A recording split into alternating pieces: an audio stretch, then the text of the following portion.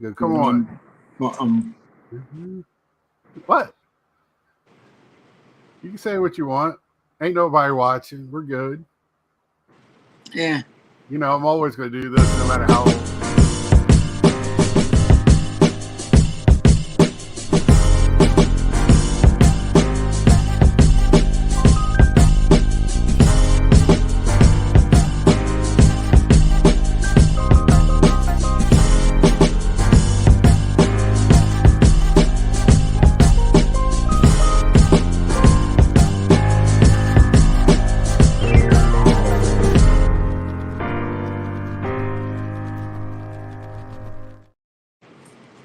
And we are live, a little late on this Thanksgiving weekend. Hope everybody had a great Thanksgiving. Hope it wasn't too busy, right, Mike? And definitely busy for some people out there. No doubt. and I hope everyone's teams played well. Mine, my pro team did well. My college team, not so well. But you know, it's the way it goes. My hockey team did all right this weekend.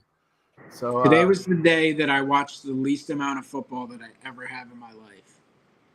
Like, even if I can't watch games live, I follow them.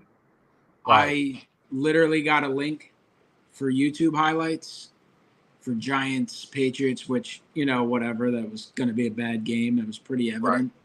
Right. Important, though, for draft pick seeding. And I watched that. I had not heard anything. I didn't check it. I didn't see anything until, like, I think I was driving and listened to beginning of the fourth quarter, Bills, Eagles. And then I did watch the overtime of that. Well, I'll just say 357. It's funny. We're supposed to have two more. Maybe Fabian will pop in. He said something about it. But Ed he went out to party because I guess this was the first time the Eagles won this year. I don't know. So he went and did that. Well, we see how thankful he is for this community and for your friendship, and so, that's all right. We'll call him out a little. Don't be nice to him. I'm all right with the Packers, NDSU, and Timberwolves won. All right, Stooks. Yep. So Dave, did Jets play today? I haven't seen any other football scores. No, they lost Friday night. Jets played that's Friday. Right. Friday night game or the Friday afternoon. Yeah, is at a concert. That's a very good possibility. Yeah, a lot of sports. I mean, it was just spread out. I mean, it was kind of, I don't know. I love sports. Don't get me wrong. Love that every minute of every evening through the night was sports on since, I don't know what, Wednesday night, basically. What a weekend for sports fans. I mean, I know a lot of people have to work. I'm lucky that I thought I was going to have to work overtime this weekend, but it didn't happen. So I was kind of lucky, but man, it was almost overwhelming especially when I was at home. My dad consumes everything. So it was like following 16 shows on one TV at a sports bar. It was a lot going on. So how was your Thanksgiving, Dave? Pretty good. I mean, sat around all day on Thursday watching football. Friday, watched the Jets, stink. My son had a soccer tournament too this weekend, so we had a game Friday morning and Saturday afternoon. Why do they do that? I know it sounds like a good Thanksgiving weekend. Let's have a tournament, but it's just like, come on, it's a family weekend. No, it's all good. I mean, we chose to do it, so it's like, we weren't like we were forced. So. Right, I understand. Did y'all have to travel for the Thanksgiving at all, or do everything there? No, everybody's here. No, that's good. That's good. Yeah, I did. I drove by 3 hours north. That's about it. And I was back home Friday night and slept in my own bed, so it wasn't too bad for that, but still had a great time visiting family and didn't get to see many friends at all. But that I getting to see friends now. We talked, but just couldn't get to see anybody. So in the hobby world, did anybody jump on any of the Black Friday deals that were going on? There were some good ones to be had. Yeah, Mico Card Shop, 35% off if you purchase 3 or more under $5. There you go. Have to come up with something for Cyber Monday. I don't know. Maybe a big dollar.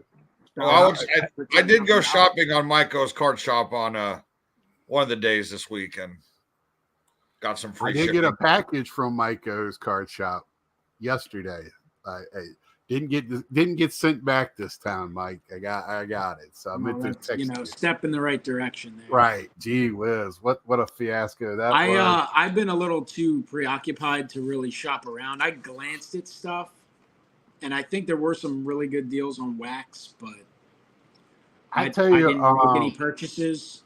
That Bowman Heritage for like 103 on Topps.com. I didn't think that was too bad, and Bowman's first edition was like half price. Yeah, I'm gonna take a beating on a box of that I had bought, whenever it came out. But right, no, there's definitely some deals. Unlike the last few years, which was like, be some box of cards that was $350. It'd be like, all right, Black Friday deal, regular price $350. $329.99. Right. There was no deals to last really 2 years. A lot of great opportunities, and I definitely noticed like eBay coupons, like getting them from other people. Just people I've shopped from before. They make those automated things. I noticed a lot of that stuff going out. So right. I don't have Myers. Is it Mayors? One of the stores that carries cards, sort of like a Target, I guess, at Walmart. I had seen something that they actually had cards on sale included with some of their toys and stuff. Right. So definitely opportunities out there for cards. I did place some bids last night in an auction. I never saw any results. I don't know if I won anything or not. Right. But I did purchase my first card off of eBay since September 1. Bargaining and David Wright. David Wright got it for $20 shipped auto. Which one? Shoot. I can look real quick. Let's see. If I was looking at that.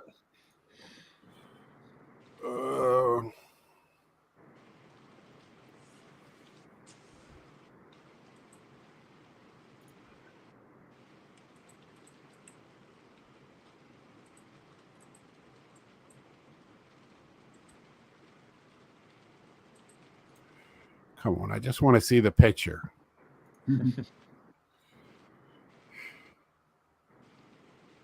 There it is. Let me share this exciting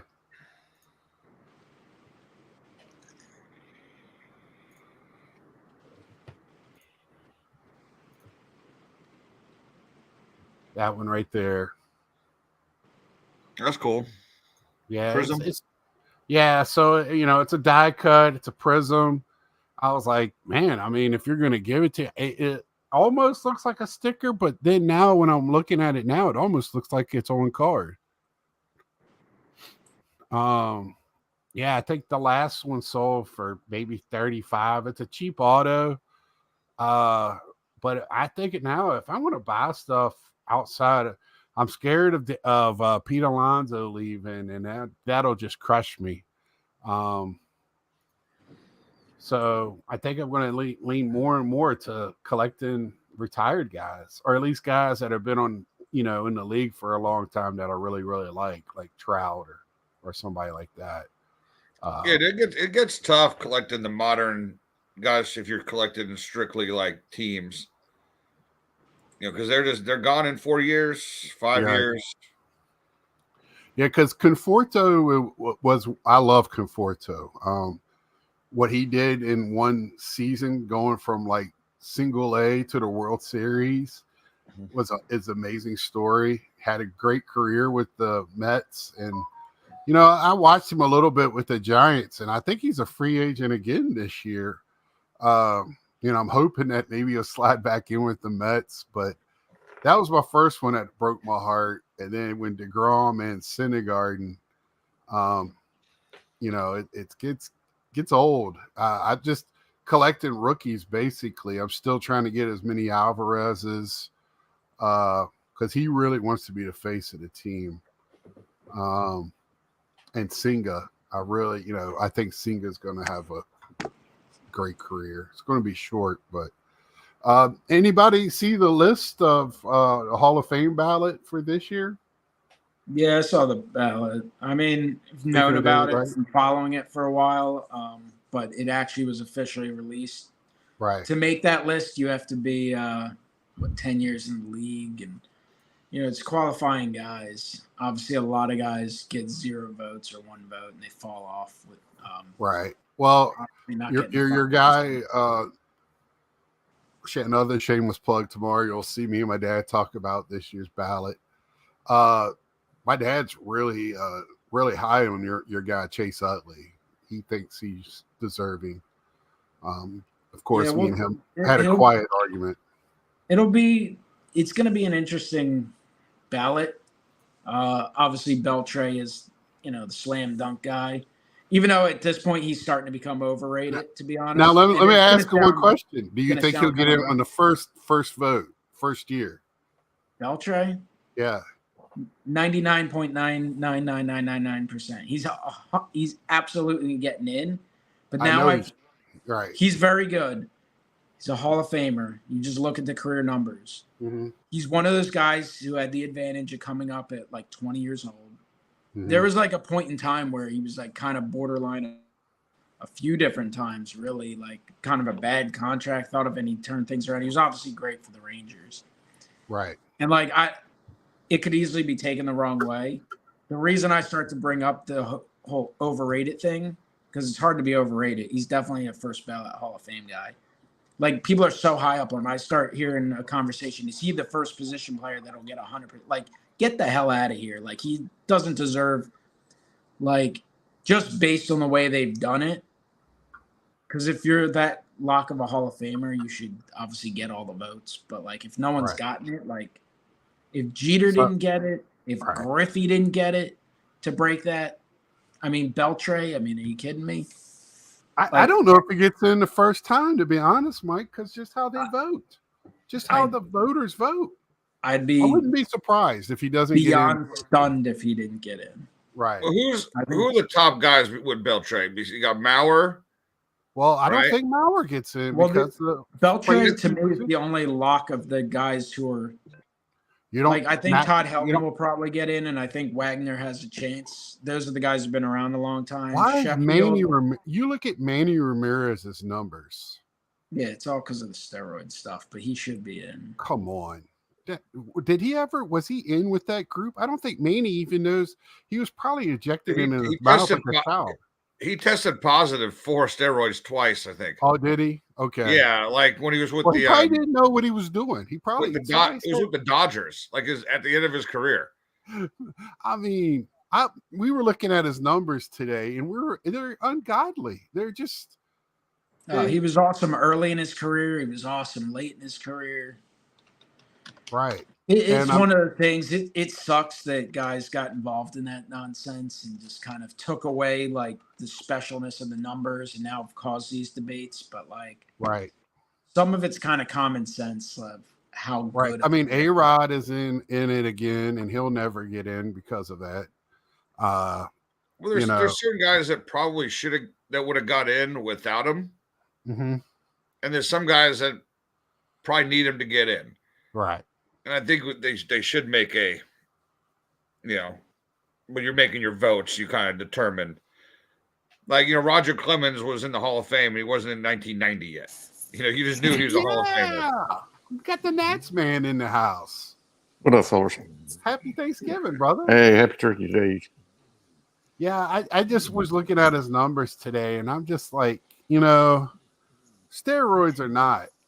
Because it's going to be a couple of those guys that are in that era that you're just like, I don't know. And does Wagner, I saw his numbers. He's probably the next guy after Helton that gets in. But I don't know. Do you think his numbers are great? his strikeouts per 9. You got to look into like the close numbers. You're not going to compile that much as generally a 1 inning. I think the biggest argument for him is he's the greatest left-handed relief pitcher, really statistically. Right. When you're that's why I hear people talk about like in football punters and kickers. I'm like, if you're the best at your position ever, you should be in the freaking Hall of Fame. But Wagner is weird because he really struggled mightily in the postseason in his career. And even in some big games, like for the Phillies, he was only there for, I think, 2 years. Sadly, one of his biggest moments, he blew a huge save they were facing the Astros in the wild card series and gave up like back-to-back home runs in the 9th inning at home. Like, when that stuff happens over and over and over, like even Trevor Hoffman, like I'm fine with him being in the Hall of Fame. But when I watched him in a big moment, I never was like, oh, this game's over. I felt like the other team had a chance. And that's like a huge red flag. Unlike Mariano Rivera, where I felt like the game was over. And it virtually always was, other than for one broken bat bloop hit against the Diamondbacks, just happened to be, Game 7 of the World Series. Right. I'm looking because I don't think Mauer is going to get in because if he were to continue on, he's going to get in. I don't think he's going to get in on the first ballot because you got to look at the two positions. He had high power numbers as a catcher and was a great catcher, but at first base, those numbers don't translate as well. He really wasn't even a power guy. He was more of a good batting average guy. Yeah, but he led the league. He won the batting title 4 times. Yeah, but I know it's at least 3. I mean, I say if you win the batting title 4 times, you should go in. I wouldn't be mad if he went in. I love Mauer. To me, should get in because he's a nice guy. I mean, he's one of those guys that is just. And another guy would love to see in just because he's such a character. Well, he's the best hitting catcher of all time.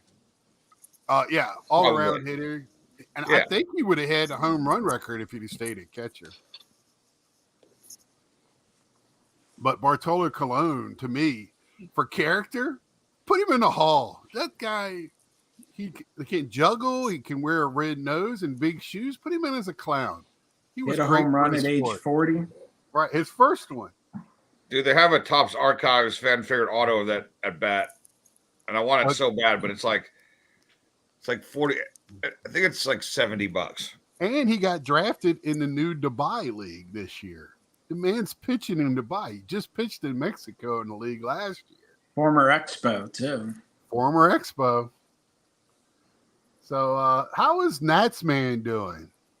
We are hanging in there. We are surviving turkey coma. I was actually in the bed on an IV of gravy and trying to detox. On that slow drip. I hear you. I hear you, my man. So I saw Zach put on here. Woke up at 5 a.m. at Blowout Cards Friday sale years ago. Stuff was selling before you could pay.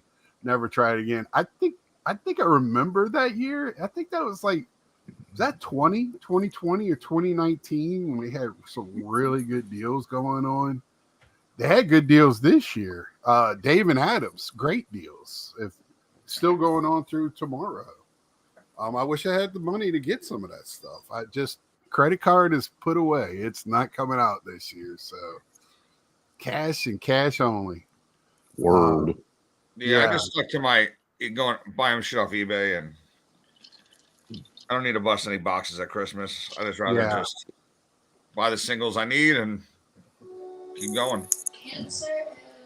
Yeah, because I mean any other names? I see Rollins is on there on the ballot for this year. I think he's pretty far down. In his 3rd year. Yeah. He's one of those guys who will hang on there for a while.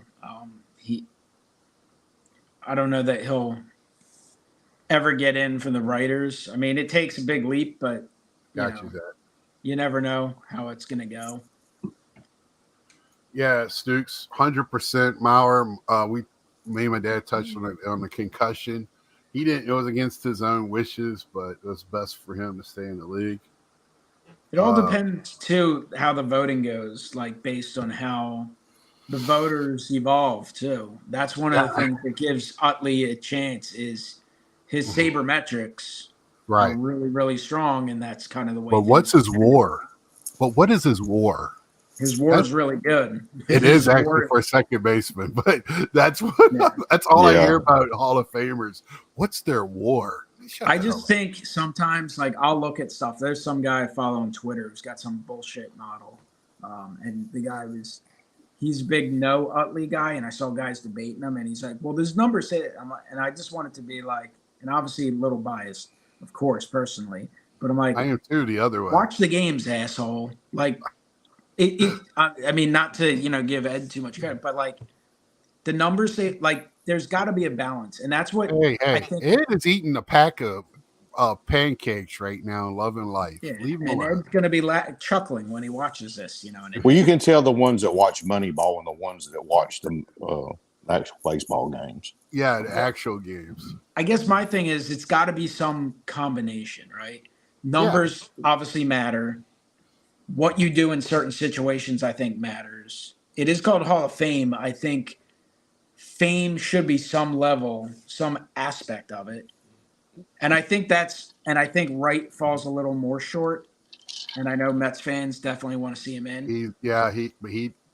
His longevity, he got hurt. I mean, but it's like, I think he gets credit for being a lifetime Met and all time, like being one of the more popular players in an organization in a city. I think that's something that should help a guy like Utley a little bit. Like, think of how long the Phillies history has been around. And I guess it's also a recency bias, but he is literally the most popular Phillies player, more popular than Mike Schmidt, more popular than any of those guys. And he did it in big moments too. Like, he's, I think, 8th all time for World Series home runs. What did he play in the Dodgers for 2 years, and he was fan favorite there? Yeah. I mean, those are those are little things. Even with the Dodgers, at that point, he was more of a role player, right? And they didn't win till after he was gone. But like, he rolled my man's leg. Team kind of coaching stuff. And Beltran is another guy who will be interesting as well because his numbers would say yes, but then he had a small role or maybe a big role in the Astros scandal. Supposedly he was the guy that designed the whole thing. That's where they put. How about Matt Holliday? I think Matt Holliday should get in. Like, you look at his numbers. Mm-hmm. He'll have a tough time. He'll stay on the ballot, but I mean, those Rockies guys never get a lot of appreciation for because it takes a while. Look at Todd Helton and I think Todd Helton's like a borderline guy. I have no problem if he gets in, but are you hamstrung being from a more modern team? You think like that being they're relatively new for the league for a Hall of Fame position. Well, you certainly current day players get disrespected a lot by the old school baseball guys who tend to be the people who are more infatuated with the Hall of Fame. They're saying now you're lucky to see 2 guys get put in yearly now. I mean, where's Gary Sheffield at? Like, what year? It's last year. It's his last year, and he's got the second best numbers to Manny Ramirez. 292 lifetime batting average. Would you have thought that of Gary Sheffield? When you think of Gary Sheffield, it's home runs in that swing, right? But he batted 292 lifetime. Well, I've always knew he was a good average hitter too. He was just all around. He doesn't have 500 home runs. Does he not? Sheffield does. Does he have 500? Yeah, he's like a 502 or something. 462, I thought. Yeah, he hung around a lot late. I mean, I looked at the numbers. 509 home runs, 1,676 RBIs, just under 2,700 hits, hit 292. I mean, probably took steroids. Very good question. This is what I was getting to. So reason I wanted to bring up new guys this year who you thought was going to get it Todd Helton was 3%, 4% from getting in last year. Does this new group take away from Todd Helton getting in this year? Good question, Gary. I don't think it'll have a huge effect personally. I just don't think there's enough. He's saying a loaded ballot. I don't know if it's a loaded ballot. It would if you take away steroids. I think there's a lot of interesting candidates, but I don't think there's a lot of lock candidates. Right. Like I think Beltre's the guy who's going to get the most votes. And then it's a lot of borderline guys like Andrew Jones and like Wagner. I don't know if Andrew Jones has enough offense to put. I mean, he hit over 400 home runs, didn't he? I think he might have been the one I'm thinking 462 or something like that. He's another guy who kind of lost it towards the end, but he was still. His batting average wasn't very high. Who's that? I missed it. Yeah, I mean, his average was fine until the last 5 years of his career, and then he bounced around a lot, kind of got forgotten. Yeah. Once he was out of Atlanta, it was kind of downhill. I mean, he bounced around Dodgers, Rangers, White Sox, Yankees. I do hope Todd Helton gets in because he was a class player. I don't know if he should get in or not. I just don't see him as a Hall of Famer, but players with. I've seen him as a Hall of Famer his whole career. You know, he's such a good hitter. Who's that? Helton. Oh, I just don't.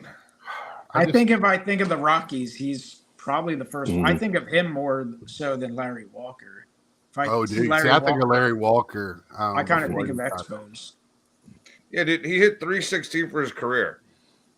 I mean, okay. I'm old school, so I don't look at like that the WAR and all that other stuff. But I don't. You hit 300 for a career in major leagues. That's, to me, that's just you're a top end player. And if you hit 316, that's you're hitting like Tony Gwynn. So he hit 316 lifetime. Yeah. Okay. Well, okay. I'll shut up then.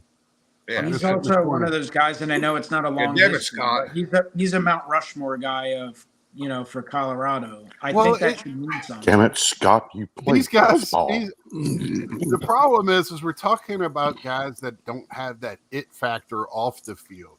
So sometimes it's hard to put them like in a box with some of these other guys. Todd Helton is not the same flashy player as Alex Rodriguez, right? Or Manny Ramirez or Bryce Harper. I mean, well, there hasn't been a mainstream baseball player like that. What you're saying is probably since the early 80s. I'd say Reggie Games. I don't watch Colorado Rockies. I guess that's my problem. If you're thinking, like if you're thinking showbiz kind of deal, mainstream people would recognize.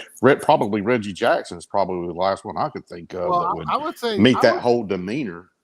I would say I would say Mark McGwire, Jose Canseco,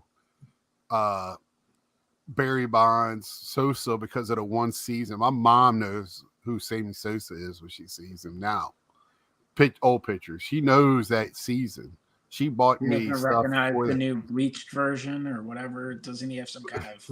I don't know. But I mean, it's just like some guys are bigger than the game. And now we have guys like, for everybody that wants to all of a sudden Mike Trout is horrible, he's still bigger than the game.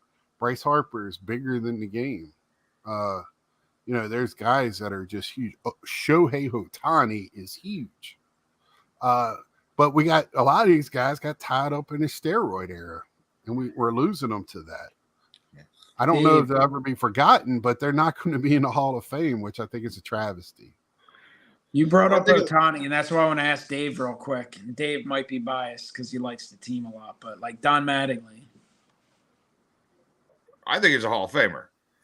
I think it's ridiculous that he's not in. But the thing is, like, he's one of those guys. He was one of the best in the sport for a number of years. He may not have done it long enough, but think of the impact on the game. How many people got into baseball, stayed into baseball, became lifelong baseball fans because of Don Mattingly? Because that's what's happening with Ohtani. And I see it from, like, nephews and like his teammate. Like Ohtani is the type of guy who's bringing exciting young people and helping them into the game. So I don't think you need that. Like Don Mattingly or Craig Biggio. Mattingly. Like, come on. And you got to think too, if you look at the mid 80s. I'm not saying if you don't play 20 years, that doesn't count for something. You shouldn't get in. But I'll take 5 years of being that big, mainstream, the best of the best, and really, really good. Like that counts to me as much as 20 years of being pretty good. Yeah, right. And look at who the top hitters of the 80s. I'm going to talk about batting average wise. Wade Boggs. Big sticks. It was, Tony Gwynn and Don Mattingly. Those are the three had the best averages. And Mattingly played on a bad team. Yeah, and he also hit for power. And was he a Gold Glove first baseman too? Yeah. Sorry. Well, I say that when you bring up Biggio, I think Biggio won a Gold Glove at 3 different positions. Yeah, I mean, I just using him because I feel like he's obviously good, but like his longevity also played it. You could bring up Don Sutton and stuff. I'm not saying these guys aren't good, but right, we're talking about superstars, and we're talking about really, really good players. Yeah, when you look at numbers, playing longevity feeds the number machine. We're having a solid 10 to 12 years. I mean, you could be a better player, but you don't have the numbers. I mean, I could look at David Wright and tell you that, but David Wright doesn't have the numbers. Yeah. So I mean, he's not going to get in. Like to me, and I know I see a lot of old people, older guys, like when they'll discuss the whatever it's called, the new age, writers' votes or whatever. Like they'll bring up Roger Maris. Like, Maris didn't do it long enough. I'm like, if you ask the average person, they probably think Roger Maris is in the Hall of Fame. Yep, a lot of people think he is. Yep. Like that season alone to me is as valuable as 10 really good seasons. I know I'm probably on the outlier on that, but like, well, you said it with such anger, you got me believing it. Yeah. And you make such an that impact on the game. Is that a new mic? Look, so how long did Sandy Koufax play for? Not very long. 8 years. 6 years. Sexy.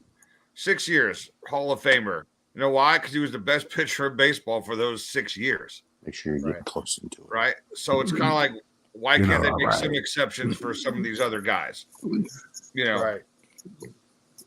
I'm the best player in baseball for 9 years, but I retired it after 9 years. Oh, you didn't play 10. Yes, Bink. So you're not a Hall of Famer, even though you're the best for 9 straight years. Come on. Yeah, I mean, Sandy Koufax had 12 seasons, but he was awesome. Great point, Stu. Great point. 1, 2, 3, 4, 5. In his final 5 years, he was awesome. Yeah. The first 7 years, he was, sub 500 pitcher with an ERA at or at times, halfway up. Bo Jackson, he didn't have a long career.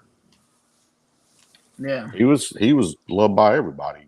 Loved her. I don't think he's got the stats. No, he don't have the stats, but he's got the fans. Even in a short career, that dude was bigger than the game. We put Deion Sanders in that one too. Bo Jackson and Don Mattingly are the guys I bring up when people talk about, well, you got to collect Hall of Famers because of the value. I'm like, just because you're in the Hall of Fame doesn't make you a great sale. Yeah, there's different plenty of guys who aren't Hall of Famers that are serious fan favorites. You can bring up names to the baseball guys, and they don't know if you're saying a Hall of Famer or not. If you just some of those older guys, just because they're Hall of Famers, for collecting wise, I understand why you collect them. They're part of history, but I'm with you. You still collect the 9 Hall of Famers as well because they're part of history too.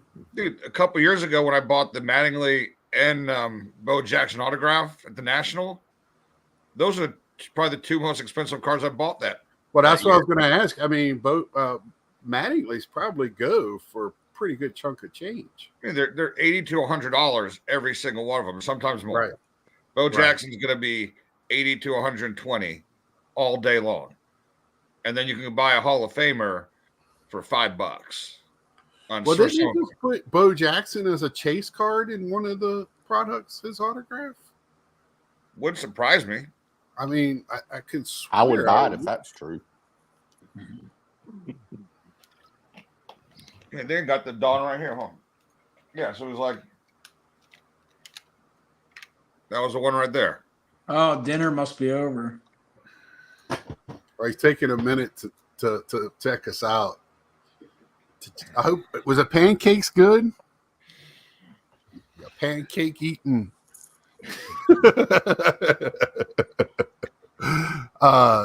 If y'all don't know what that is, everybody go watch Draft Day and you'll know what we're talking about.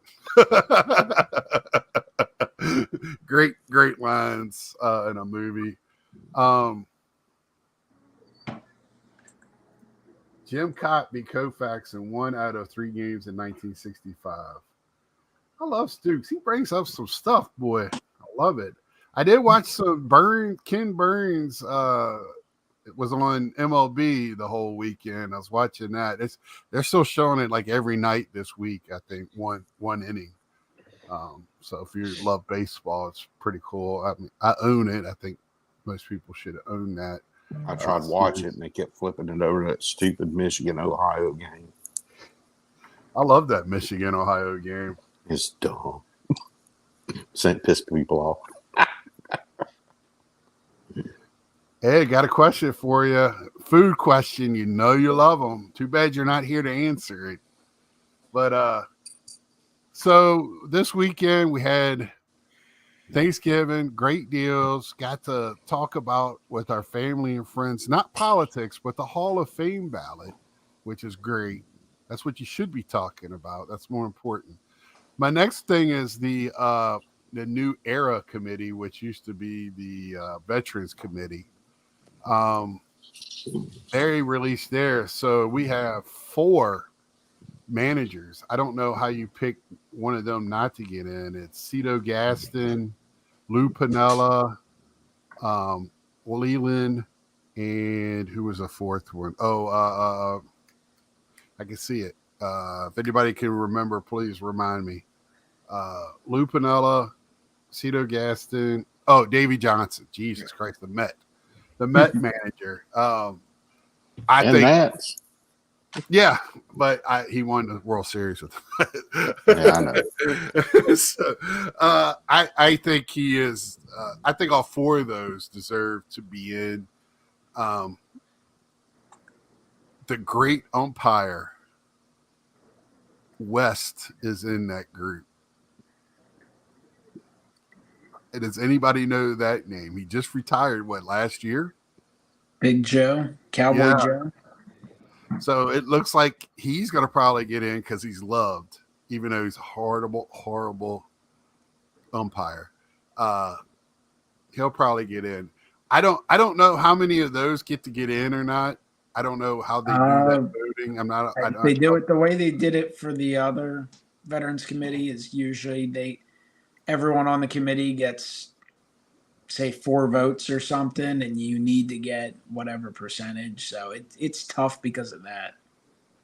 Hey, Stu, everybody here probably could tell me, and I'm just a dummy.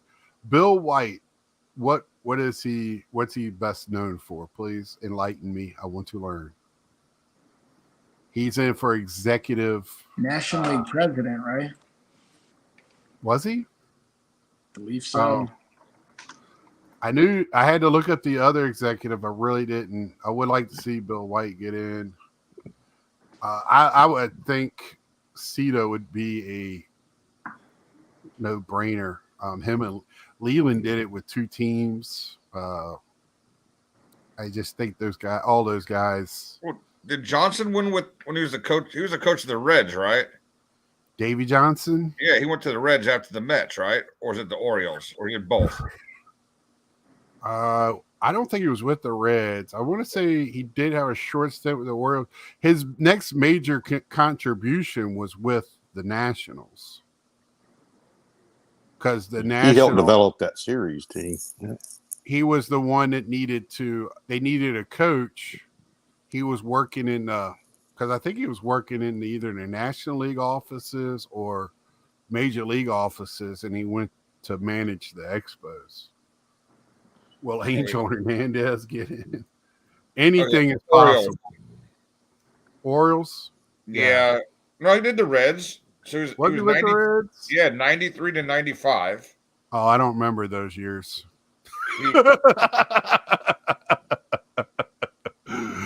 I had a hell of a time. That was my early 20s, man. You can ask me where I was drinking. Was it cold and wet? Yeah, I can guarantee you it was probably MGD. Or if it was later in the week before Friday, it was Natty Light. with a handle of Wild Turkey. I ain't far behind you, PBR. So. Yeah, I had plenty of that too in the day. I had a flashback. I saw a truck. It was all marked up PBR delivering beer the other day. I was like, oh my God. I had to stop. Yeah, where me and my mom went to eat. So I've had one drink in the last 8 years. I had that at the National a couple years ago. So, and they were offering champagne as you're waiting for your table where we went to eat Thanksgiving. Yeah, it was supposed to be nice. We were ready to slam dunk for what we paid per seat. Had 5:30 reservations. We got seated at 7:00. Good Lord. Yeah. So we were a little upset, but anyway, that's why we're giving champagne out. But anyway, so back to now. I want to get into. We've covered that. Oh, one other thing. Hall of Fame was just supposed to be a brief thing. We went deep, and I love it. Hey, that's the way the Hall of Fame talk always goes. Yeah, Hall of Fame talk. Me and you need to talk too because you sent me that text. Yeah, but anyway, so I haven't had time to talk about this, and I really have anybody else touched about it, and I don't think anybody's looking at it the same way I'm looking at it. So Peter from SGC came out, I think it was 2 weeks ago, and proclaimed that they're doing great. This quarter has been awesome. They're getting more cards out more faster. Yes, I said more faster. And they're going to have a deal where you can have 22 or 23 any Bowman card. Hey, Frankie, what you got? Come here. Get him. Run, dog. He can't run. So any Bowman card for 22, 23 for $9. Now that's hey, thank you very much. I started digging through for Bowman cards. Great deal. But if you're doing so great, why do you need to do this? Is it, should we be reading between the lines or just being, oh, okay, sounds good? They've been doing that for a while with different stuff, right? It seems like for Topps, they've been doing it. Football, they had a thing, but this was just strange for 22, 23.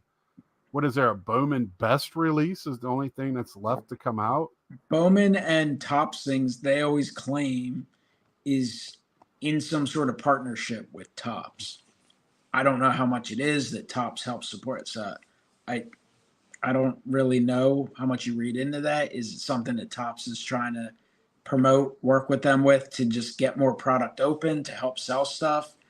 I mean, Topps has been doing that the last few years. That's why they did the MVP buyback last year. It's because the Topps Chrome product, which they goofed up. They messed up bad with the rookies. They were trying to find a way to get that product open to get it moved, so people wouldn't be stuck with it. And of course, they continued it this now year. They're doing it this year with the Pro Debut.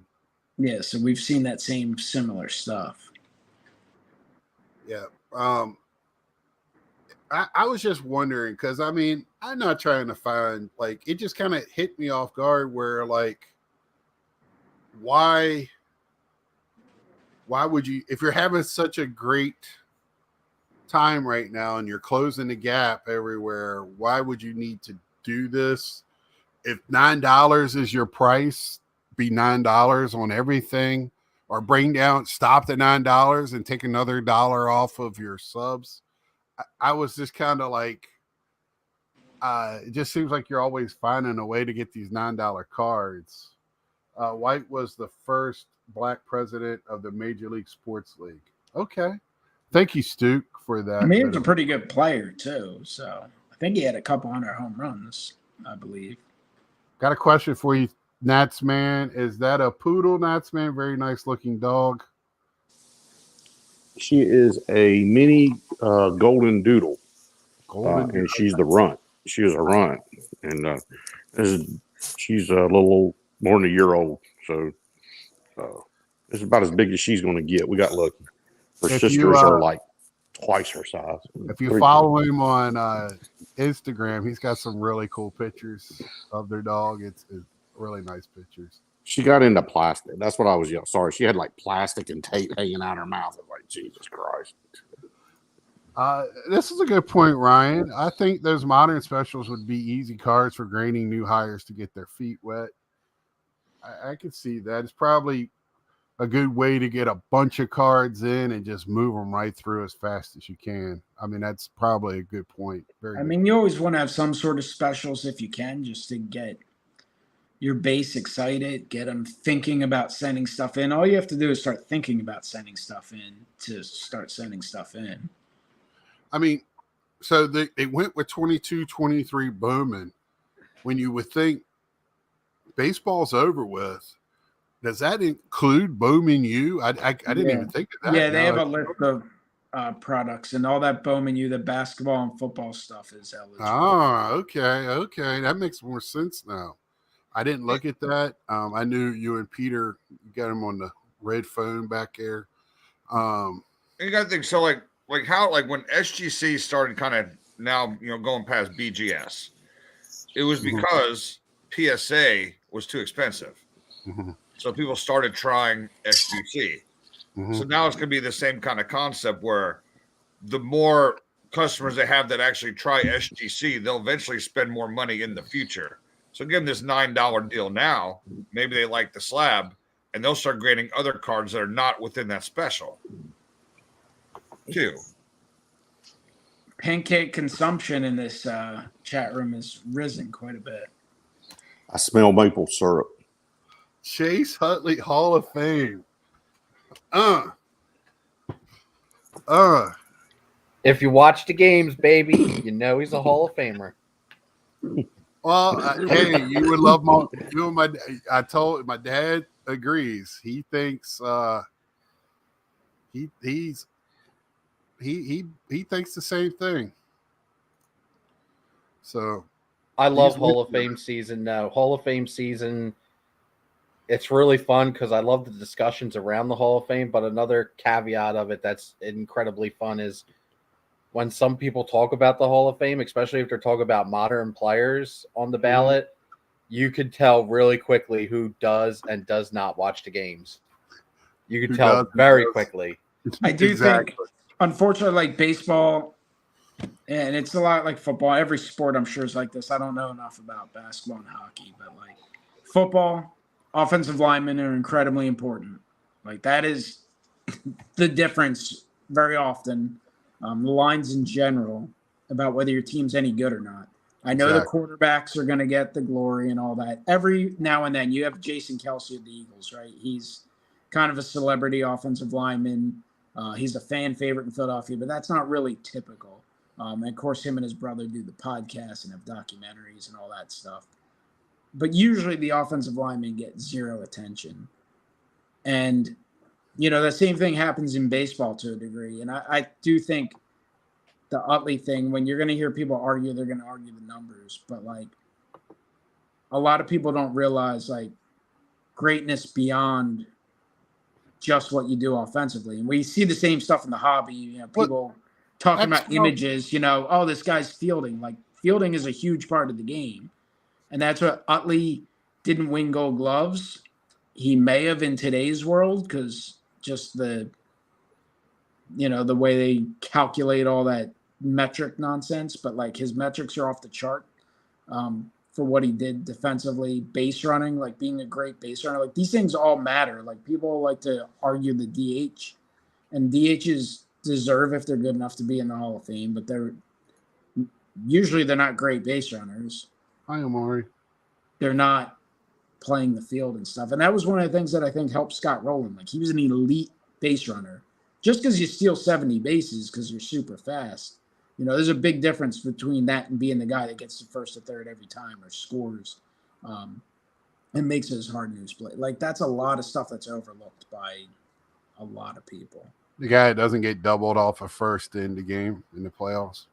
Yeah, well, he is not a good base runner. He's an aggressive base runner. He's not.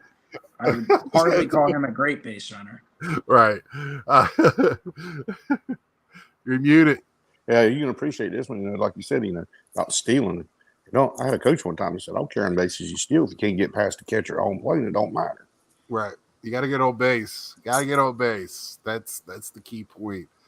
So, I really thank y'all for your input on the Hall of Fame. We went crazy on that. I love it, and we'll probably still talk. It'll be a topic like Ed said till even after we know who gets in. Yeah, the Eras Committee. I forget when the Eras Committee vote comes out. Can you look to see how many people out of that list get in? I mean, I think statistically only like maybe 4 or 5 can get in. I can't remember the exact number, but 16-member committee. Yeah, I saw that. I know West is going to get in. I think they need 75%. So I think they need 12 votes. But they can generally only vote for a certain number of guys, 4 or 5, something like that. Right. Dick Allen's gotten 11 votes like 3 straight times when he got screwed. He was on it. I'm with you on that one. They have that set up to where he won't get in. They made sure that he'll probably get 11 again. He's not getting in. Well, yeah, he won't be in. He'll be eligible again in coming up, but he's not even in it this year. But so let's just go around the room, and I mean it's Thanksgiving. We're going to do some corny stuff here. Just talk about a little bit, what this hobby is meant to you, and the games, whatever. We're gonna get a little emo, as some people say. This is my channel. I like to get a little emotional, and you can get as corny or as stupid or whatever you like to get. We'll start with you, Nats, man. For somebody that's got kind of slowed down a lot in the hobby, but you're still around. What are you thankful for, sir? Thankful for friendships. This is a group here. Like you said, I've slowed down in the community and still part of it and being felt welcome every time I talk to any of you guys. And, and it was this time last year, found out I had colon cancer and it was going to be stage 3, all this major stuff being done. And I'm still kicking like a chicken. We talked a lot and was able to do a lot of these chats and video chats that help relieve stress. And, I'm just appreciative of each one of you guys and a lot of y'all in the chat too. You know who you are. Yeah, you're always asked about and a lot of people's thoughts. So, for somebody that really, I mean, you'll pick up every now and again. You'll send me a picture or whatever, but you're in it for the camaraderie, and it's awesome, and you got it from a lot, and we appreciate you. We're going to you, Mike O. Mike O. Guess it's time to pay attention again. Yeah. So, what do you think what are you thankful for in the hobby or anything adjacent to it? I mean, I guess I'm thankful for everything. You know, it's kind of easy to say, but thankful for every day, even though, damn, time goes by really fast. Every day is faster than the previous day, isn't it? Definitely thankful for the hobby because it leads to so many things. It forces you to almost pay more attention or learn more about the sports you collect. You would think, yeah. Yeah, well, it doesn't work that way for everyone, but it definitely, I don't. It's just a lot of fun, and you're able to share it with friends and family and stuff. And obviously, you know, I do a lot of it with my dad, and you know, I have some siblings that have, you know, used to do it, but you know, are kind of interested. And then I have, you know, a nephew that's really, really, really gotten into baseball big time. So when you give him a binder with series 1 and 2, and to see him like going through it, and like, you know, having fun with it and smiling and all that, you know, trying to grow the hobby, not just, you know, through YouTube and stuff, but you know, just with other. Did you tell him what the values were of the cards when you were showing them? Nope. Good man. He does know about some of the Pokemon stuff, how much some of that stuff's worth, though. Right. But you know, all of that, of course, and sports, and of course, one of the big things in the hobby is the friendships and the people you meet, because it's definitely very important. Just whether it's a chat like this, or if it's, you know, meeting up with people in person. You know, every now and then I gotta meet up with Ed to give him his stack of slabs or his, you know, Tops Now cards or whatever it is. Meeting at shows. Or if it's every year, being like, all right, Dave, what are we doing for the national? You ready to go? You know, the countdown will begin before you know it. That's right. Or if it's, you know, going to Cooperstown with some Mets fan, you know, watching him, you know, knowing while you're watching the Phillies blow an all-time horrible game, knowing that he's sitting there probably inside smiling a little bit, you know, but seeing Nats man on here again, hopefully at some point in person, but you know, seeing all the people at the National and at the Philly show and stuff like that, building on those relationships. Right. All right, Dave, we'll go with you. Yeah, it's the same thing as both Nat and Mike said. You know, the friendships are what I'll be most thankful for.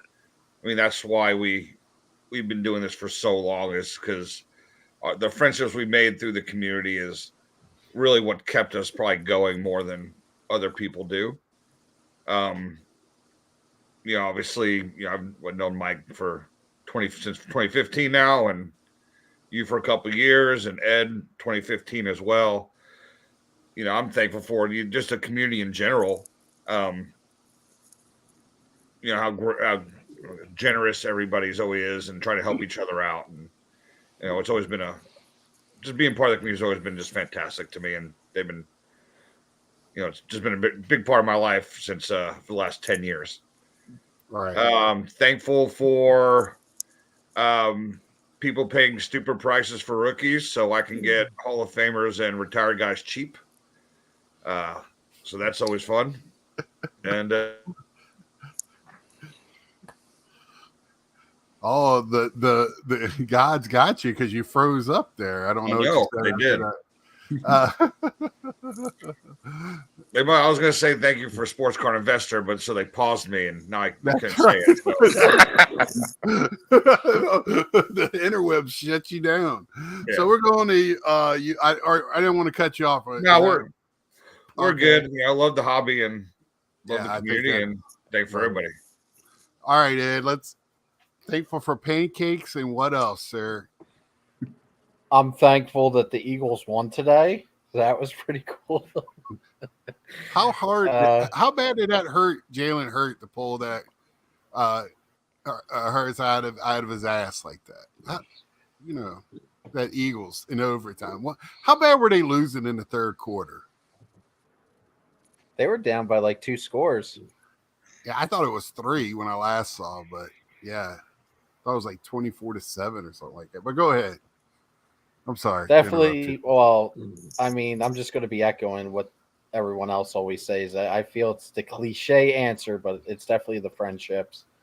and the friends. I mean, you don't do this for, so many years without the people in the community and just getting to know people and, traveling across the country, going to card shows, going to the national.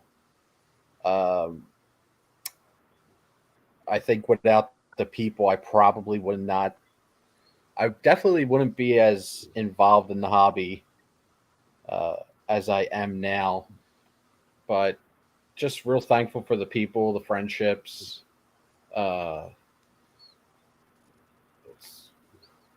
I'm thankful that prices are finally going down, that things are normalizing and correcting. And I never understand why people freak out about the prices going down, unless you're on like the dealer side of things, or if you're on the selling side of things. I mean, if you're solely looking at the hobby from a collecting perspective, prices going down is like one of the best things. We're finally, I think for the first time in like 4 years, things are finally really affordable. Wax still has a way to go, opening wax, because I would love to get back to opening some wax here or there. The prices are still kind of messed up there, but I think in due time that'll try to come down a little bit as well. Thankful for breakers. I know people like to dunk on breakers here and there. There's definitely a lot of bad actors out there, but I'm thankful for breakers opening product so we can get these cards on the secondary market and we can add singles to our collection, because without people opening this stuff, it would never go into our collections. So thankful for Mike them. Obi selling them all back to Dave and Adams. I'm thankful also that the third party grading landscape is becoming more and more competitive. I was banging this war drum like back during the pandemic in 2020 when it was just like PSA and everyone else. And I'm like, I really want more companies to get competitive with PSA. So it just benefits collectors and it just benefits the market if all these companies are pushing each other to be better. So I think in 2023, it's the grading landscape is a lot better now. Things are more competitive. Things are better for the dealers. Prices are going down. I'm thankful for that. I'm thankful that I can finally submit cards and not cost an arm and a leg. And get them back in a year. Anything else there?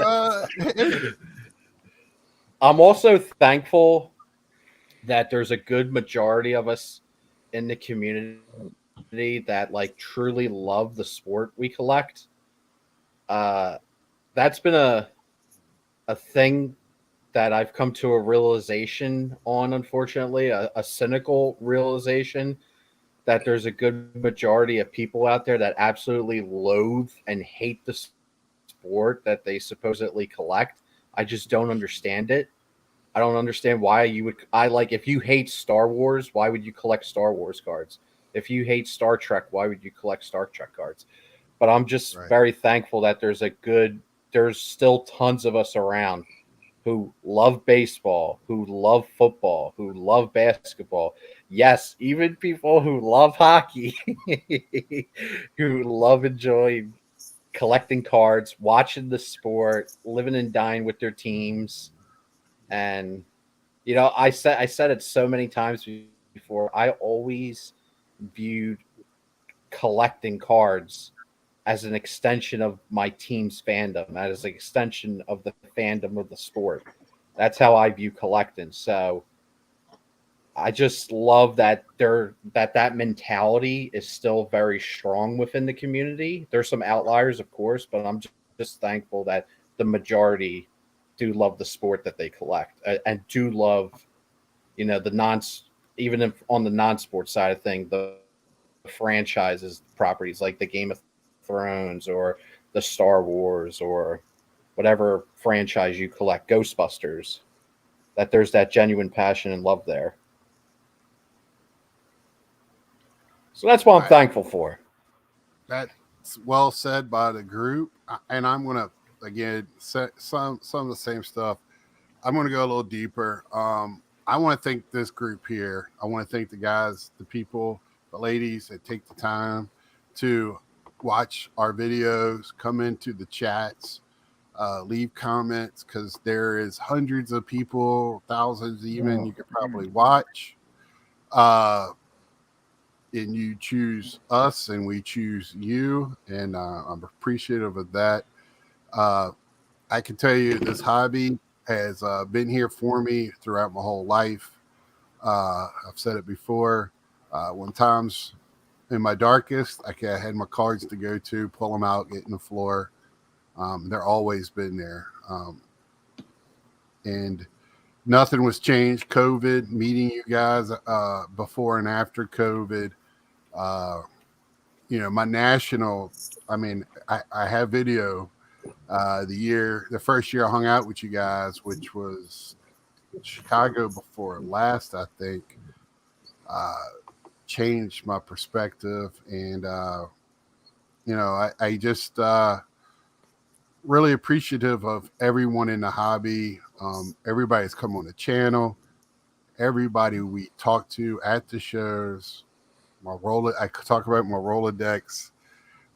When you start naming names, you miss people, but I want to thank everybody.